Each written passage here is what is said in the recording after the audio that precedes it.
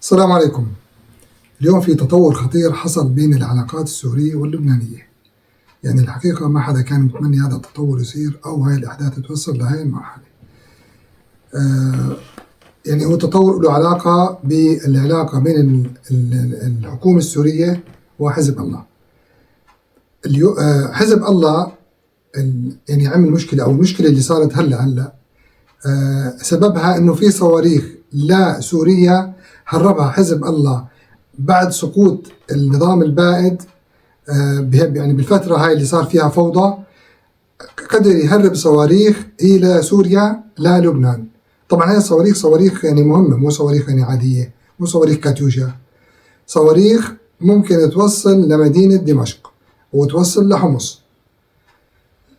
لذلك قامت الحكومة السورية بمطالبة حزب الله أنه يرجع هاي الصواريخ لسوريا، وصارت فيها مفاوضات، وتفاوضوا الحكومة مع حزب الله.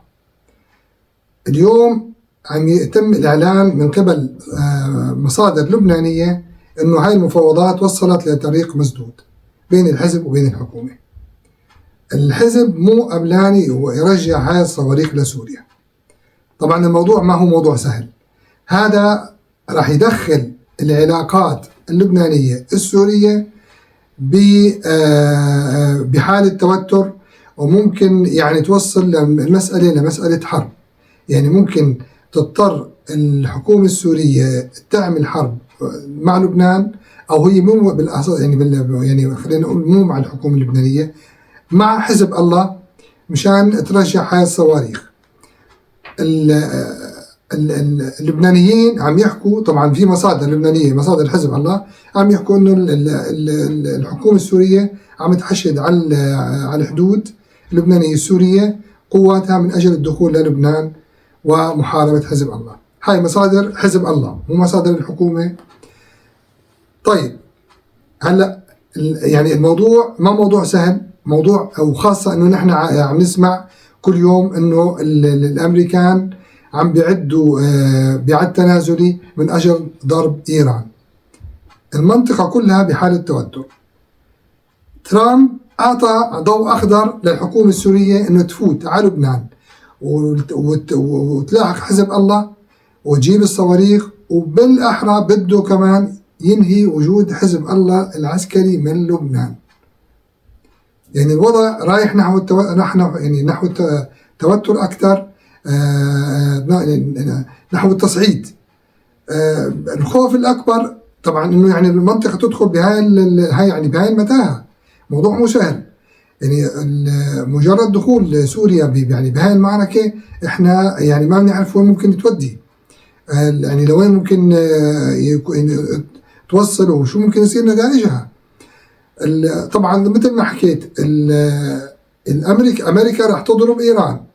هاي الحرب وين راح توصل ما حدا يعرف، شو ممكن يكون نتائجها، شو ممكن تكون يعني تداعياتها ما حدا بيعرف. كل دول الخليج خايفة من هاي الحرب ومن نتائجها، وشو ممكن يصير لو ضربت أمريكا إيران ودخلنا بهذا المستنقع. موضوع مو سهل. المشكلة إنه الضربة الأمريكية لإيران يعني موضوع مو سهل أبدا. قد يدخل المنطقة بكلها بحالة فوضى، بحالة يعني خراب. الأتراك خايفين، العراقيين خايفين، السعوديين، الكويتيين، الإماراتيين، القطريين، كل الدول خايفة. وحتى إسرائيل يعني ما يعني خلينا نقول يعني عم تعمل 1000 حساب لهذه الضربة. طبعا سوريا يعني ما راح تكون بمنأى عن هذا الموضوع.